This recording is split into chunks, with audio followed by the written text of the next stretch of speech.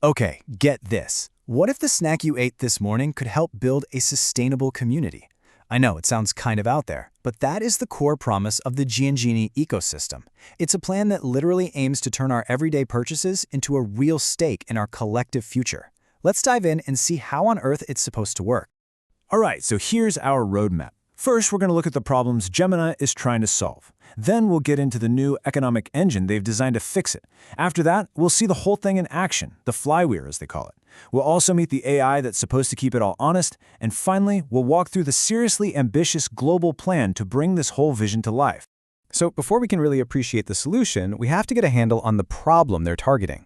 The sources behind this argue that our current systems are failing us in some really fundamental ways, everything from our financial stability to feeling a profound disconnect from where our food even comes from. And it really boils down to these three things. First, there's widespread financial insecurity.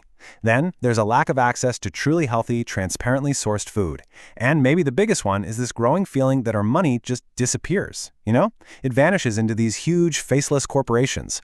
This is the why behind the whole GENII model. It's a system designed to bring those things back into our control. So, you look at these massive, deep-seated problems, and you have to ask, how do you even begin to solve them? Well, the source material argues that you don't. You don't try to fix the old broken machine. Instead, you build something completely new, from the ground up, a totally different kind of economic engine.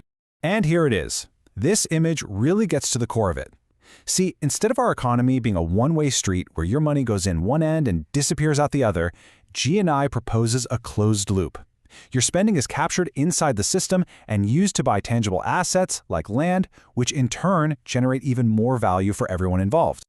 And this, right here, is the heart of the whole idea, the consumer-to-asset engine. It's the mechanism that takes revenue from something as simple as a snack bar and converts it directly into a real, tangible, appreciating asset.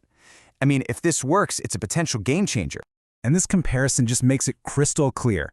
In the traditional model, you buy something, the value is temporary, and your money is just gone from your personal ecosystem. But in the GENII model, that same spending is captured and converted into permanent, land-backed equity. It becomes a lasting stake in the system itself. Okay, so the big picture concept makes sense. But the devil is always in the details, right? How does this actually work? Let's pop the hood and follow the money to see how this flywheel gets spinning. And believe it or not, this entire massive economic engine gets started with something you can hold in your hand, the BarNess Miracle Bar. This isn't just a snack. It's designed to be the fuel for the flywheel. It's the simple, tangible entry point for every single consumer. And here is the magic number, 20%. From every single bar sold, a full 20% of the revenue is automatically, algorithmically funneled directly into an investment fund. This isn't some vague promise. It's a hard-coded, automated link between your purchase and a real investment. So let's walk through this journey, from snack to security. Step 1, a miracle bar gets sold. Simple enough. Step 2, that 20% we just talked about flows into an AI-managed wealth fund. Step 3, that fund then uses the money to buy actual land through a real estate investment trust, or a REIT. And finally, Step 4, that land is improved with sustainable agriculture, like permaculture, which increases its value over time. It's a really elegant cycle. Okay, so as you can see here, it's not just about the bar and the fund. There's this whole 5-part ecosystem designed to work together. You've got BarNessQION, the nonprofit foundation that holds the land. Today's ultimate is the tech hub driving the sales. ARQ18 is the vehicle that creates experiences like ecotourism on that land. Club QIL is the community that brings it all to life. And academia provides the leadership and ethical oversight.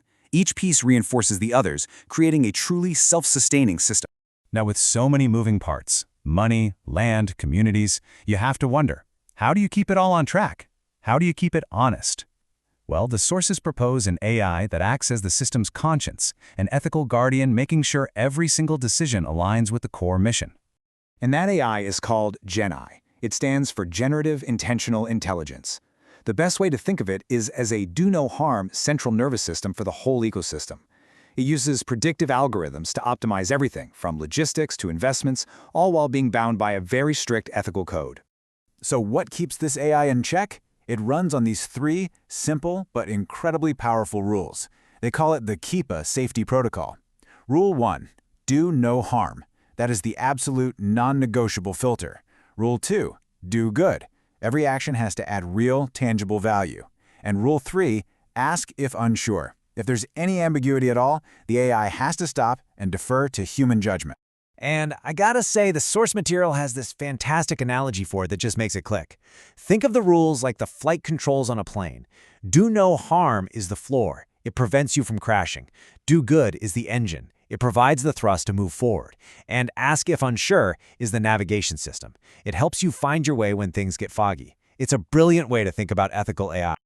All right, an idea this ambitious needs more than just a good concept. It needs a clear, actionable roadmap. So let's take a look at the blueprint for how the GENII ecosystem is actually planned to roll out, from its very first steps all the way to its ultimate global vision.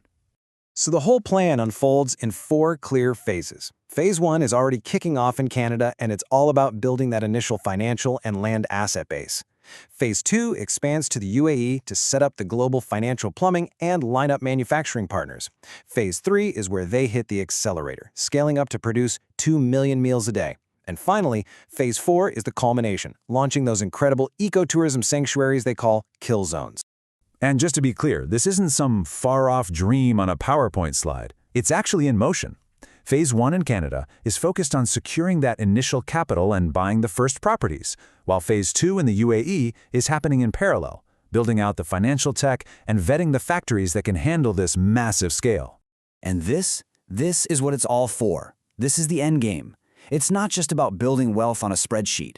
It's about creating these sanctuary kill zones, these thriving, beautiful, self-sustaining communities built on the land that we've all collectively invested in, combining permaculture, education, and ecotourism. So when you boil it all down, the GENII ecosystem is an attempt to turn our daily spending into a force for good, creating tangible assets and building a more connected, sustainable future. And that brings us to the final, really powerful question. If your daily spending could build permanent assets instead of just disappearing, what kind of future would you choose to invest in? It's a fascinating thought to end on.